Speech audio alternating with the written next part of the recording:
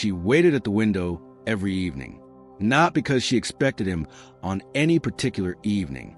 She had learned, in the first months after the war ended in Europe and then in the Pacific, not to expect him on any particular day.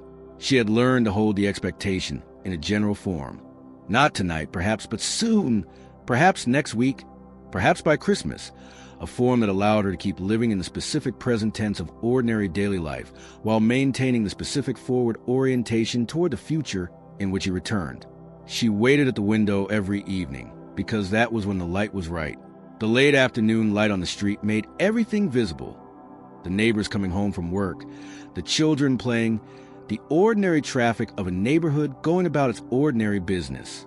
If he came, he would come down this street. He would come carrying his bag the way he had left carrying it. She would see him before he reached the door. She waited at the window for 7 years. He did not come. He had been dead since 1943. A bureaucratic failure, a clerical error in the specific system that was supposed to notify next of kin of combat deaths, had resulted in her never receiving the official notification. The letter had been sent to the wrong address. The correction had been initiated and then lost in the specific chaos of the war's administration. The specific combination of the wartime scale of the record-keeping problem and the specific inadequacy of the follow-up systems produced a specific outcome in which she waited at the window for 7 years for a man who had been buried in Italy since the spring of 1943. She found out in 1950. A letter arrived, not the original notification, which had never reached her, but a letter from an attorney representing the estate of his parents, who had died and left a small inheritance to their son, and who had named her as the secondary beneficiary in the event of his death. The attorney's letter assumed she knew her husband was dead. It described the legal process for claiming the inheritance as the widow of a veteran killed in action. It used a specific past tense, your late husband, that she had not heard applied to him before. She sat with the letter for a long time before she could take in what it was saying. Before I tell you the rest of her story, I want to ask you directly. Subscribe if you haven't already, and share this episode with someone who needs to hear it. These are the stories that the official histories don't tell, the specific human cost of the war and the specific lives of the people who survived it and waited and were failed by the systems that were supposed to serve them. Subscribe and hit the like button. Back to her, back to the window, and the 7 years and the letter that arrived in 1950, the specific act of visiting Italy, of traveling across an ocean to stand at the grave of the man she had waited 7 years to know was dead, was something that Vera described as the most important single act of her adult life after the grief itself. She had saved for the trip for 15 years, not because the money was not available. She was not wealthy, but she was not poor, but because the specific accumulation of the intention, the specific deliberateness of the saving, was itself part of the trip's meaning. She was not going casually. She was going with the full weight of the decision, the full weight of the 15 years of knowing he was there and not yet having been to see him. She flew to Rome in June 1965. She took a bus to the military cemetery at Monte Cassino, which was one of 4 American military cemeteries in Italy that held the remains of men killed in the Italian campaign. The cemetery at Monte Cassino holds approximately 4,000 Americans. Vera knew which one of them was hers. She described finding the grave as the most specific experience of her life, not the most emotional. The day she had opened the attorney's letter had been the most emotional, not the most significant. The day of the wedding had been the most significant. The day she had lost a baby had been the most devastating, the most specific. The specific experience of standing at a specific place and knowing that the specific person who had been in absence for 22 years was specifically present in the ground beneath her feet. She said that the grave made him real in a way that the letters and the photographs had not more real than the letters. The letters had given her his voice, and the voice was the most essential thing, but differently real. The specific physical presence of place, the grass, the stone with his name, the specific Mediterranean light on the specific hill where he was buried, gave the absence of geography that it had not previously had. Before the visit, he was absent in a way that had no location. After the visit, he was absent in Italy, in a specific cemetery on a specific hill, under a specific stone. The absence had a place. She stayed at the grave for an hour. She brought the specific flowers. He had liked sunflowers. She had not known this until she read the letters, and she had brought sunflowers on a hill in Italy in June 1965 to a man who had died in 1943 and whose preference for sunflowers she had learned from a letter written in 1942, and she arranged them at the base of the stone. She sat in the grass beside the stone. She spoke to him. She did not share what she said. She told the niece who asked her about it that the conversation was between them. The niece understood the specific intimacy of a conversation with the dead, the specific one-sided exchange at a grave that is one of the oldest human rituals for addressing loss, was a privacy that the living owed the dead, and that Vera maintained. What she did share was a feeling of the hour. She described it as a specific experience of the grief being completed in some way that it had not previously been, not resolved. The grief of the 7 years and the failed notification was not resolvable in the sense of being made acceptable, but completed in the sense of having all its pieces finally present. The death, the grave, the name on the stone, the sunflowers, the Italian light, the hour of speaking and being unable to hear the response. All of these together constituted the full shape of the loss in a way that the previous 22 years of not knowing and then knowing had not allowed. She flew home. She went back to her ordinary life. She continued, for another 26 years, to live the life that the war had shaped, the specific life of a woman who had been a wife for 8 months and a widow without knowing it for 7 years, and a grieving widow for the next decades. She lived it well. She lived it fully, within the specific constraints that the history had imposed. The specific constraints were real. The specific fullness was also real. These things coexist in the lives of people who have been shaped by events they did not choose, and Vera's life was both simultaneously shaped by a loss that had been prolonged unnecessarily by the failure of the system that should have told her, and full of the specific human goods that she had built in the space the loss had not entirely consumed. She never spoke publicly about what had happened to her, not from shame.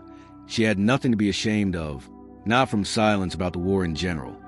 She was not a person who refused to discuss the war or its effects. She simply did not seek the specific public acknowledgement of her specific experience. She lived it privately, shared it with the specific people close to her, and did not require the broader world's knowledge of it. The specific privacy that people like Vera maintained about their specific war experiences is one of the reasons the broader history of the war's human cost is incomplete. The specific stories that were not told publicly, that lived in the specific households and the specific families and the specific boxes of letters, these are the stories that the official history does not contain, and that require the specific people who carry them to share them before the sharing is no longer possible. Vera's niece shared it. The niece is still alive in her late 70s, and she has given specific oral history interviews about her aunt's story to 2 separate archives. The story is preserved. The box is preserved. The photograph of the wedding day, taken 8 months before he shipped out, a young couple in their best clothes on a Tuesday afternoon in 1941, is preserved. The specific care with which the niece has maintained this archive is itself a form of love, the love of a person from memory of someone she loved, the specific act of ensuring that the story survives the person who lived it. She has said that she does this because her aunt deserved to have the story known, because the 7 years at the window deserved to be acknowledged, because the specific administrative failure that prolonged the waiting deserved to be named as the injustice it was. She is right. The 7 years were an injustice. The failed notification was an institutional failure with specific human consequences that the institution never fully acknowledged. The form letter that expressed regret for any inconvenience was an insufficient response to the specific cost of the specific failure. These things deserve to be named clearly in the full accounting of what the war cost the people it touched. The war killed him at Monte Cassino in 1943. The system that was supposed to tell her failed. She waited 7 years at the window in the evening light. She found out in 1950 from an attorney's letter. She grieved. She declined a marriage proposal she might have accepted if she had known. She lived her life. She saved for 15 years to visit the grave. She brought sunflowers. She sat in the Italian grass and spoke to him for an hour and did not share what she said. She died in 1991. The box is still kept. The niece still tends the archive. The story is being told. That is the full accounting. That is the woman who waited 7 years for a man the war had already killed and was never told. That is what the war did to the people it left waiting without telling them what they were waiting for. She waited. She was not told. She found out by accident. She survived it. She visited the grave. She brought sunflowers. That is enough. That is everything. The specific phenomenon of women who waited for men who were already dead, who maintained the posture and the habit of waiting without knowing that the waiting had already been answered in the worst possible way, was not as rare as you might assume. The specific scale of the Second World War's administrative challenge, combined with the specific chaos of the casualty notification system, produced a number of cases that the war's official records acknowledge in the general terms of systemic failure, and that the families affected experienced in specific terms of years of unnecessary suffering. The specific number of women who were failed by the notification system the way that Vera was failed, who received no notification, or received a notification that reached the wrong person, or received a notification that was so delayed as to be functionally equivalent to no notification, is not precisely known because the specific tracking of notification failures was itself a victim of the same administrative chaos that produced the failures. What is known is that the system was imperfect, that the imperfections had specific human costs, and that the families affected had limited recourse against the institutional failure. The specific legal and psychological situation of a woman who was waiting for a husband who was dead, who was neither a widow in the practical sense, because she did not know, nor a wife in the functional sense, because he was not there, was a situation without a clear legal or social category. The culture of the period had specific categories for specific situations. The wife waiting for her husband to return from the war, and the widow whose husband had died in the war. The woman who was in both situations simultaneously, who was a widow without knowing it, had no category. The culture had no script for her. The specific ways that women in this situation managed their lives, the specific decisions about employment, about housing, about social relationships, about the specific question of whether to begin to move on, were made without the information that would have been necessary to make them well. They were making decisions about a future that was already determined in ways they could not know, and the specific decisions they made in the absence of the information often had to be reversed or renegotiated when the information finally arrived. Vera had turned down a marriage proposal in 1947, a man she had come to know through mutual friends, a good man. She said later, someone she might have been able to love if she had been free to love, had asked her to marry him. She had declined. She was still waiting for her husband. She could not marry someone else while she was still waiting for her husband. She thought about the specific decision, often the years after 1950, not with regret. Exactly. She was careful to distinguish the feeling from regret, because regret would have required belief that she had made the wrong decision, and she did not believe that. She had made the right decision with the information she had. The decision had been wrong in its consequences only because the information was wrong. The failure was not hers. The failure was the system that had not told her. But she thought about it. She thought about the specific man who had asked and been declined. And she thought about the specific possibility that had been foreclosed by the waiting that was not necessary. And she thought about the specific life that might have existed if the notification had arrived when it was supposed to arrive. In 1943, when the loss was fresh and the grieving could have begun, and the eventual rebuilding could have started 7 years earlier than it did. The 7 years were not recoverable. That was the specific nature of the administrative failure's cost. It consumed 7 years of her life in the specific posture of waiting that ended her possibilities in ways that would not have been ended if the failure had not occurred. The specific marriage she might have had, the specific children she might have had, the specific life she might have built in the 7 years she spent at the window. These were the specific things the administrative failure had taken from her, in addition to the husband the war had taken. She did not dwell on this in ways that made her bitter. She was not, by the account of the people who knew her, a bitter person. She was a person who had been done a specific injustice and who had survived it and who had built a good life anyway. But the injustice was real, and the specific cost of it was real, and the honest accounting of what the war cost requires, including the specific costs that were imposed not by the war itself, but by the specific failures of the systems that were supposed to manage the war's consequences. There were other women like Vera, not many, in the specific form of her experience. The 7 years, the attorney's letter, the specific compressed quality of discovering the 7-year-old death at a single moment. But many who experienced variants of the same failure, the delayed notification that arrived months or years late, the notification that reached the wrong family member and was not forwarded, the specific loss of the paperwork that left a family in the specific limbo of uncertainty about whether the man was dead, or missing or held prisoner, or simply lost somewhere in the vast bureaucratic machinery of the war's administration. The specific category of missing in action was itself a form of prolonged waiting that the women of the Second World War experienced in large numbers. Approximately 73,000 Americans were classified as missing in action at the end of the war. For the families of these men, wives, parents, siblings, the specific experience of the missing in action designation was the experience of an uncertainty that was worse in some respects than the certainty of death and better in others. The certainty of death allowed grief. The uncertainty of missing prevented it. The specific psychological condition of the families of the missing, the suspension of grief, the maintenance of the possibility. The specific hope that became increasingly implausible over time while never being definitively foreclosed was a condition that the war produced in specific families, and that those families managed without specific support or specific acknowledgement. Some of the missing eventually came home. Men who had been prisoners, men who had been wounded and temporarily lost their units, men who had been in situations from which they eventually emerged.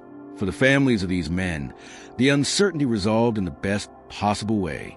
For the families of the men who never came home and who remained classified as missing, whose bodies were never found or identified, the specific uncertainty became permanent, and the specific suspension of grief became permanent, and the families were left in the specific limbo of a loss that could never be fully acknowledged because it had never been officially confirmed.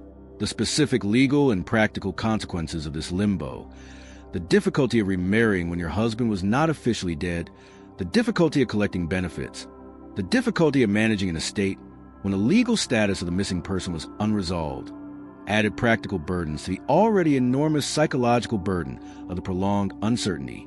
The women who managed these burdens did so without the specific resources that subsequent generations have created for families of the missing, without the specific legal clarity that subsequent changes to military law provided, and without the specific cultural acknowledgement that would have allowed them to fully name what they were enduring. Vera was, in a sense, the lucky one among the unlucky. She had certainty. Eventually, the certainty arrived 7 years late, through an attorney's letter rather than through the official channel that should have provided it, at a cost in waiting that she could never recover. But she had certainty. She knew she could grieve. She could begin. The women who never achieved that certainty, who waited their entire lives for the official word that never came about the man who was listed as missing, lived with an uncertainty that was its own specific form of ongoing injury. They did not wait at the window in the specific form of Vera's waiting. They waited in a more diffuse way, maintaining a specific openness to the possibility that required them to never quite close the door, never quite complete the turn toward the future, never quite allow themselves the full weight of grief that certainty would have enabled. The war produced many kinds of waiting. Vera's waiting, the specific 7 years at the window, the specific evening light, the specific daily orientation toward the street where he would come if he was coming, is one of the most particular. But the broader phenomenon of women waiting for men who had already been taken in one form or another, the certainty of death, the uncertainty of missing, the specific administrative failure that produced the prolonged waiting without the information, is one of the most pervasive human experiences of the Second World War, and one of the least recorded. The women waited. Some of them found out. Some of them never did. Some of them waited for men who eventually returned. And the waiting was over in the best possible way. Some of them waited for men who had been changed so completely by what they had seen that the return was itself a different kind of loss, which is the subject of the first episode of this series. All of them waited. All of them paid the cost of the waiting in the specific currency of their lives. All of them deserved to be acknowledged in the full accounting of what the war cost the people who survived it. Vera waited at the window for 7 years. The light was right in the evenings. She would see him before he reached the door. He never came. He had been in the ground in Italy since 1943. She found out in 1950. She grieved. She lived. She visited the grave. The box is still kept. The story is being told. That is the full accounting. Her name was Vera. She had married in 1941 at 22 to a man she had known since they were children, a neighbor's son, The boy who had lived 2 streets over and who had grown into someone she loved with the specific certainty of a person who has known someone long enough to be sure. They had been married for 8 months when he shipped out to North Africa. She had been pregnant. She had not known yet. The pregnancy ended badly. She lost a baby in her 5th month. In the summer of 1942, alone in a house because her mother was at work and her husband was in North Africa. She wrote to him about it afterward. She received his letter in response 6 weeks later. The specific delay of wartime correspondence, the specific lag between the event and the response that made wartime grief a thing experienced alone, and then revisited in the delayed echo of someone else's reaction. His letter was tender and helpless and full of the specific inadequacy of words, trying to bridge the distance and the loss. She kept the letter. She kept all the letters.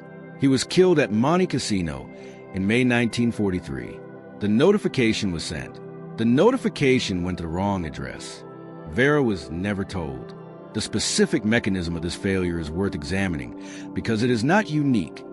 It was, in the specific conditions of the war's administration, more common than the official record acknowledges. The American military of the Second World War was managing the logistics of millions of soldiers across multiple theaters simultaneously, and a specific record-keeping system that tracked deaths and managed notifications was a system that was overwhelmed by the scale of the task it was being asked to perform.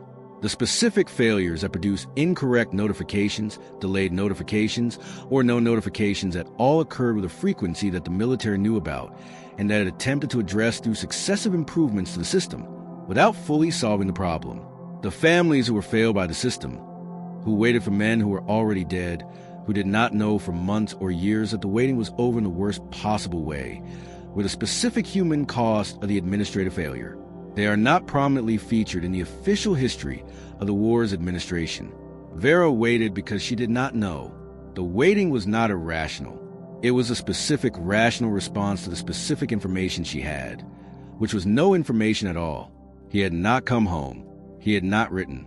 But men came home in stages, some of them much later than others, and the lack of a definitive notification allowed the waiting to continue past the point where most people in her situation would have known. Her mother knew before she did, not because her mother had received official information, no one in the family had, but because her mother, who was a practical woman and who had been watching the pattern of the absence and the silence for 2 years, had arrived at the specific private conclusion that the most likely explanation for the extended silence was death. She did not share this conclusion with Vera. She shared her presence. She came more often. She stayed longer. She helped with the small details of managing a life in the specific, quiet way of a person who is preparing someone for a blow without knowing when or how the blow will come. The specific love of Vera's mother.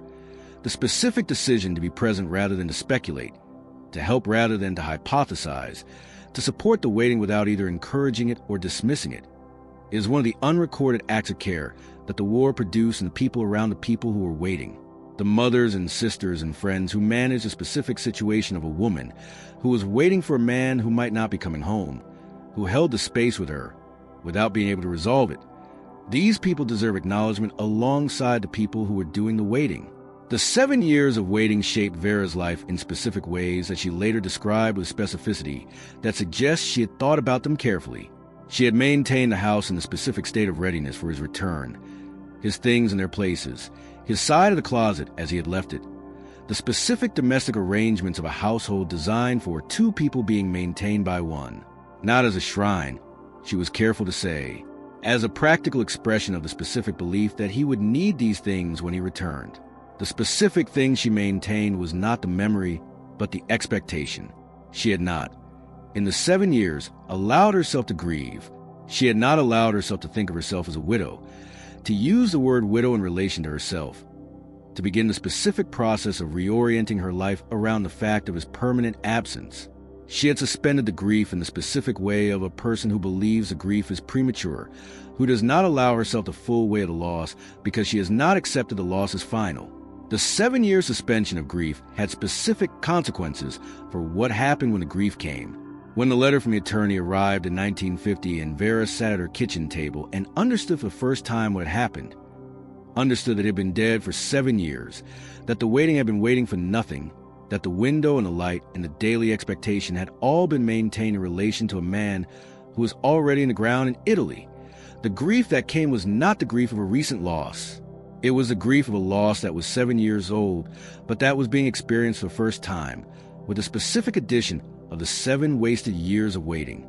She described, years later, the specific quality of that grief as unlike anything she had experienced before or since. It was not simple sadness. It was a specific, overwhelming experience of understanding all at once the full scale of what happened, the death itself, and the failed notification, and the 7 years, and the pregnancy she had lost alone in the summer of 1942, and the letter she had kept expecting to receive, and that had stopped in 1943 for a reason she had not known until 1950. It was all of it arriving at once, in the specific compressed form of a grief that had been accumulating for 7 years without an outlet. She wept for 3 days. Her mother came and stayed with her. She did not go to work. She sat in the house with a specific weight of the accumulated grief, and she let it come, which was the only thing that could be done with it. Then, on the 4th day, she got up and she began. The beginning was practical. There were specific legal matters to address. The inheritance from his parents, the specific military records that had recorded his death 7 years before, the specific process of formally acknowledging her widowhood in the legal and administrative systems that had failed to acknowledge it when it occurred. These practical things gave her something to do with the first days of the acknowledged grief, which was a mercy. She also wrote a letter. She wrote it to the United States Army, addressed to the Department of the Army in Washington, and she described in specific terms what had happened, the failed notification, the 7 years, the specific administrative failure that had produced them, and she asked for an explanation. She received a form letter in response. The letter acknowledged that errors in notification had occurred during the war and expressed regret for any inconvenience caused to families affected by such errors. The language was a language of bureaucratic apology, specific in its acknowledgement of the general problem and carefully vague about the specific case. She kept the letter in the box with his letters, where it remained specific evidence of the specific inadequacy of the system that had failed her. She never remarried, not because she was still waiting. The waiting was over definitively in 1950, but because the 7 years had shaped her in specific ways that made the specific vulnerability of another marriage feel like a risk she was not prepared to take again. She had been a wife for 8 months and a widow, without knowing it for 7 years, and the specific experience of having invested herself completely in an attachment that the world had ended without informing her had produced a specific wariness about the completeness of any future investment. She lived a full life. She had friends and work and family and the specific pleasures of a life built carefully and well in the specific circumstances available to her. She traveled to Italy in 1965 to visit the military cemetery where he was buried. She stood at his grave in the way of someone who is meeting a person they have known from a distance and are finally seeing in the flesh. Not the meeting of reunion, because there was no reunion possible, but the specific meeting of presence at the place of the permanent absence. She brought flowers. She stayed for an hour. She spoke to him. What she said she did not share with the people who asked her afterward. The conversation was between them. She died in 1991 at 72 years old. The specific people who spoke at her funeral describe a woman of great warmth and great capability and a specific quality of self-containment that those who knew her attributed, with varying degrees of accuracy, to the specific history she carried. The history was known in the family, the specific full weight of it, the 7 years, the window, the light, the evening expectation, was known to the people who had been closest to her. Her niece, who was the person who had cared for her in her final years, described the specific act of dismantling the house after her death and finding the box, the letters and a letter from the attorney, and the form letter from the army, and the specific photograph of the two of them taken on their wedding day 8 months before he shipped out. The photograph had never been on the mantelpiece.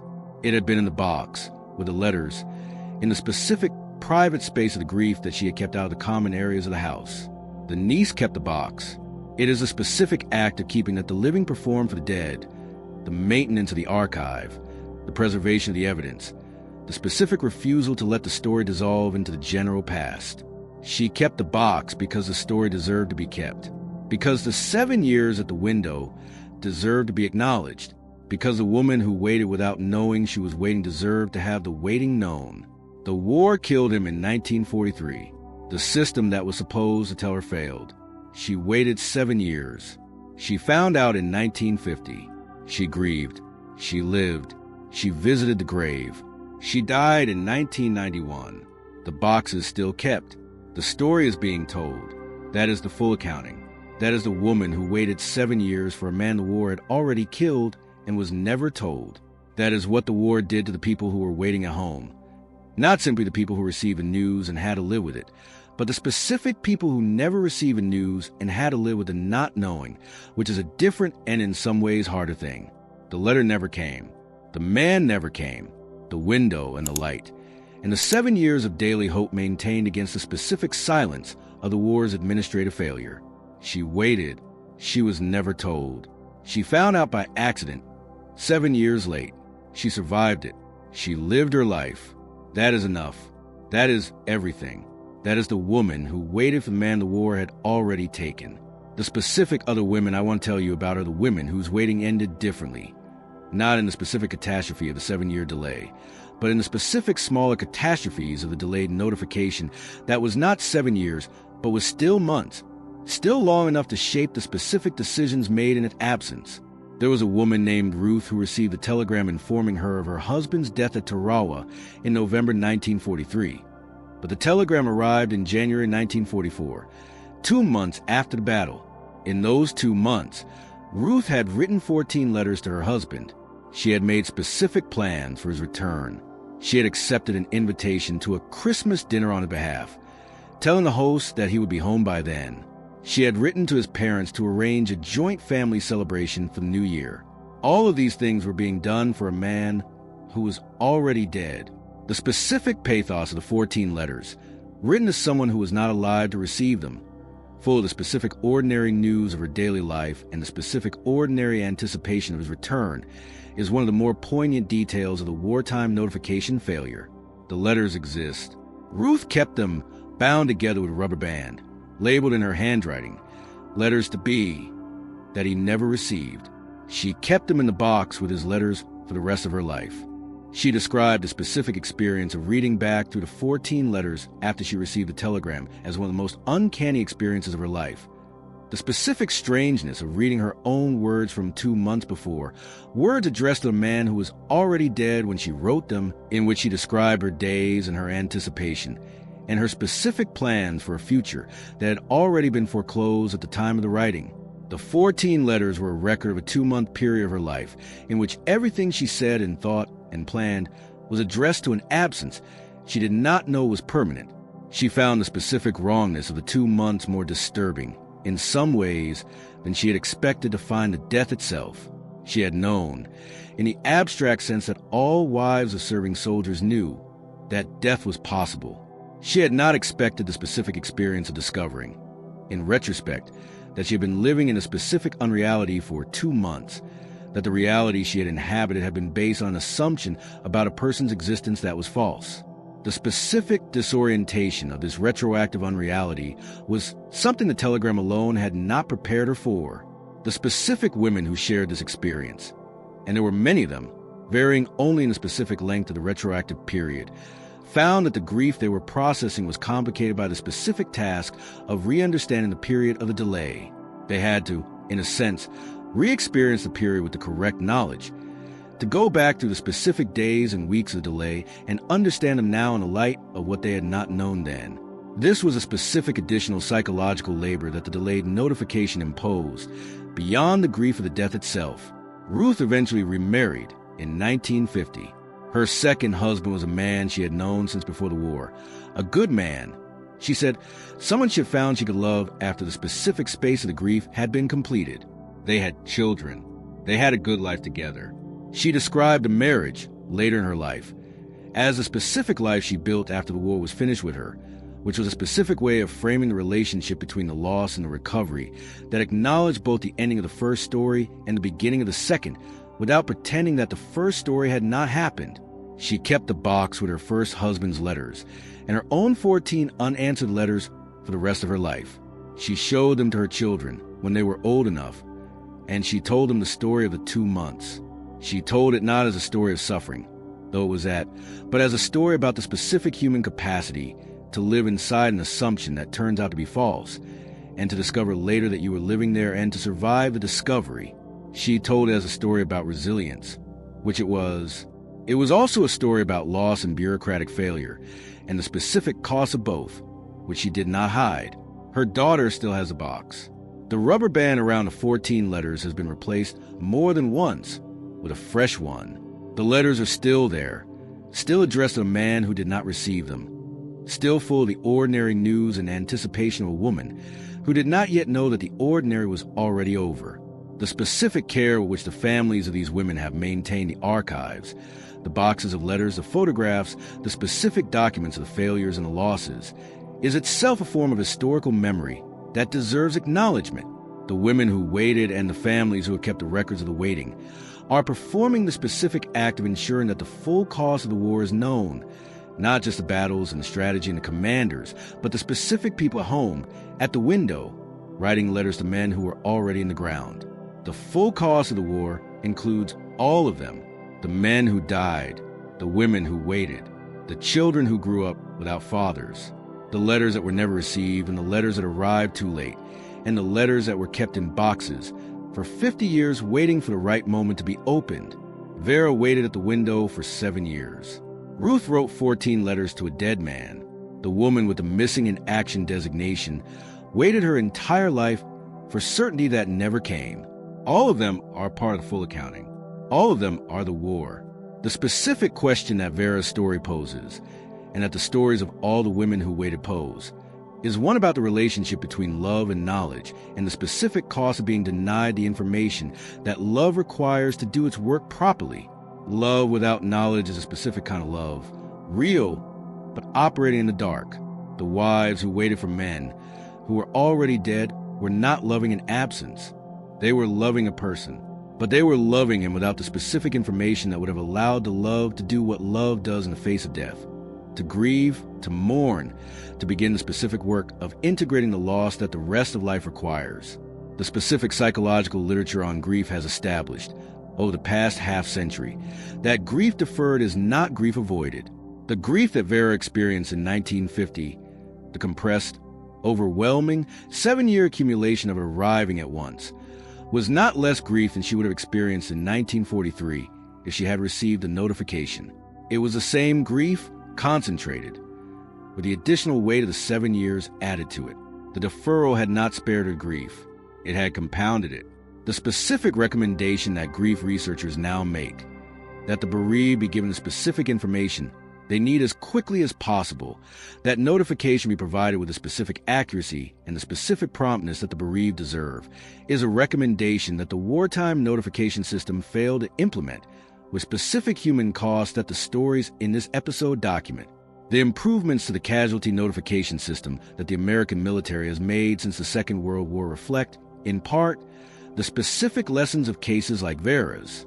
The current system, with its specific protocols for personal notification, its specific requirements for accuracy and promptness, its specific support resources to the families who receive the notification, is better than the wartime system was. It is not perfect. The specific human challenge of informing families of death in ways that honor both the necessity and humanity of the task is a challenge that no system has fully solved. But the direction of the improvement reflects a specific understanding that the families of service members deserve to be told, accurately, promptly, and with the specific human care that the moment requires. They deserve not to wait 7 years at the window for a man who is in the ground in Italy. They deserve not to write 14 letters to a man who is already dead. They deserve the specific painful truth at the specific painful time, with the specific human support that the painful truth requires. Vera deserved it. She did not receive it. She survived the failure. She built a life. She visited the grave.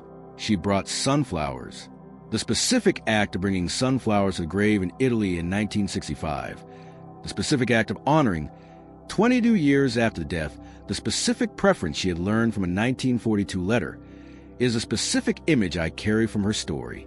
She found out from the letter she had been waiting for, and that stopped in 1943, that he liked sunflowers. She had not known this when they were together.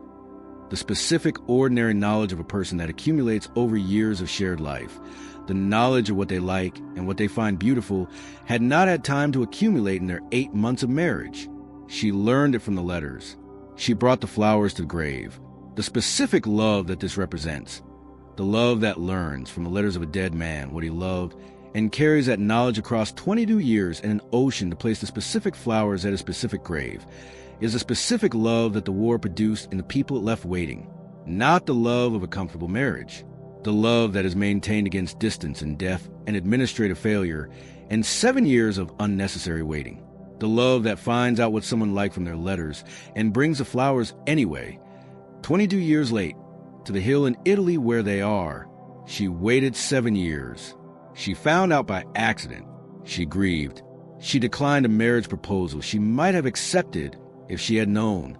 She saved 15 years to visit the grave. She sat in the Italian grass and spoke to him for an hour. She brought sunflowers.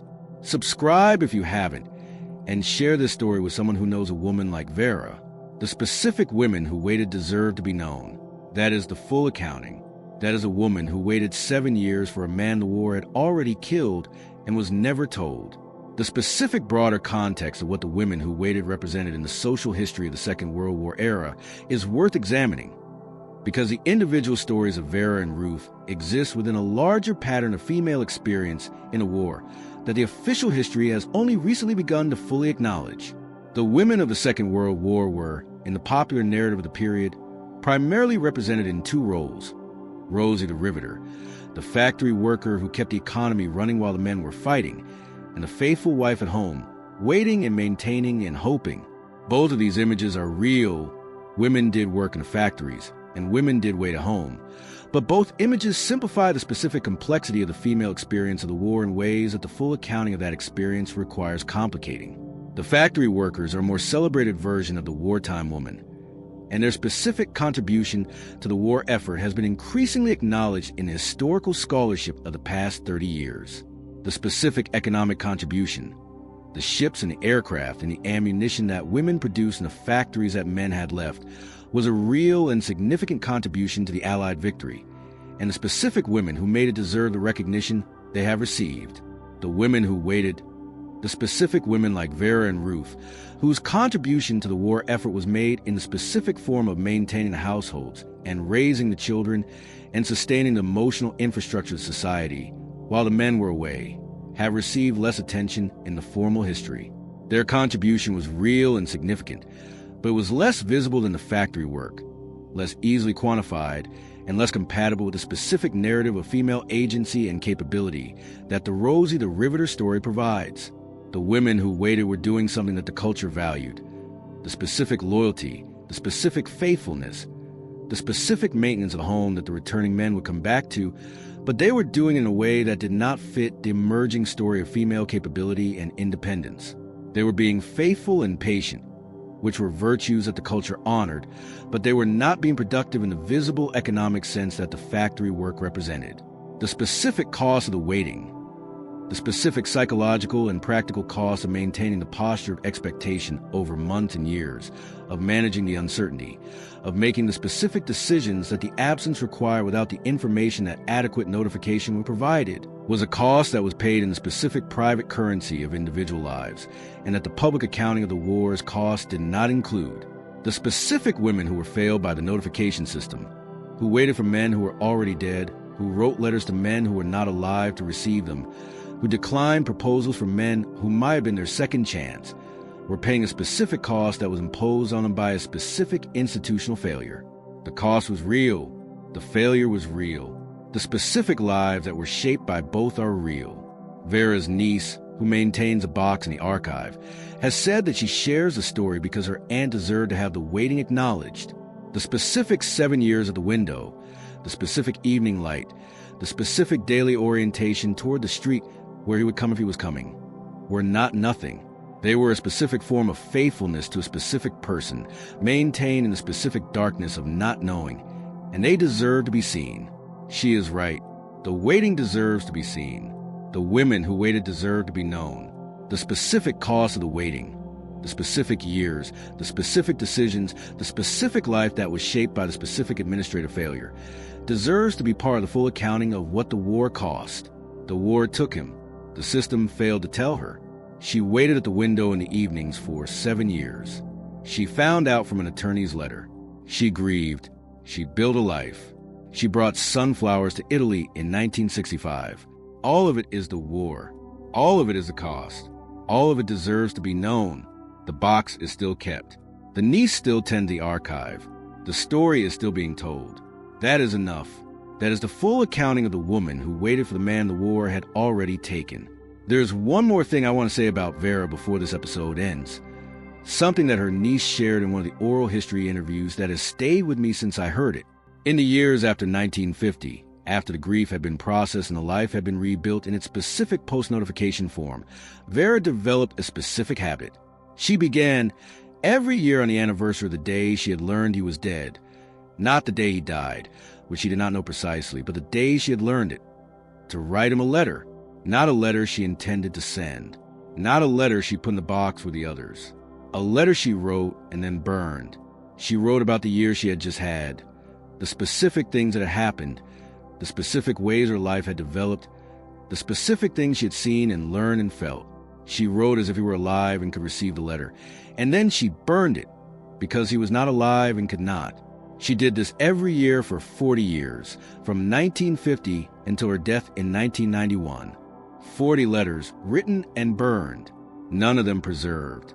The niece, who knew about the habit but did not know its full extent until after Vera died, described it as the most profound thing she had ever heard about how a person can maintain a relationship with someone who is gone. The specific annual act of speaking to a person who could not hear, of telling him about a life he was not present for, of maintaining a connection across the specific permanence of the death. The burning was, the niece thought, the most important part. The burning was a specific acknowledgement that the letter would not reach him, that the connection being maintained was not the connection of exchange, but the connection of one-sided love, the love that does not require a response, that does not need the other person to be alive to receive it, that continues in the specific form available when the usual forms are no longer possible. 40 years of letters written and burned. 40 years of telling him about the life that went on without him. 40 years of maintaining, in the specific private form of the burned letter, the connection that the war had made impossible to maintain in any other way. This is what love looks like after the war. Not the love of the reunion. Not the love of the long marriage. Not the love that grows in the space of shared ordinary days. The love that continues in the specific absence, that finds its form in the one-sided letter and the burned paper and the sunflowers brought to a grave in Italy in 1965, that asks nothing back and gives everything forward. Vera waited 7 years. She found out by accident. She grieved. She built a life. She went to Italy. She brought sunflowers. She wrote 40 letters and burned them. That is love after the war. That is what remains when the war takes everything else. That is a specific form of the connection that the woman who waited 7 years maintained for 40 years after the waiting ended, with a man who never came. Subscribe and share this story with someone who needs to hear it. The women who waited deserve to be known. That is the full accounting. That is the woman who waited for the man the war had already taken, and who loved him anyway, in the specific form available for the rest of her life.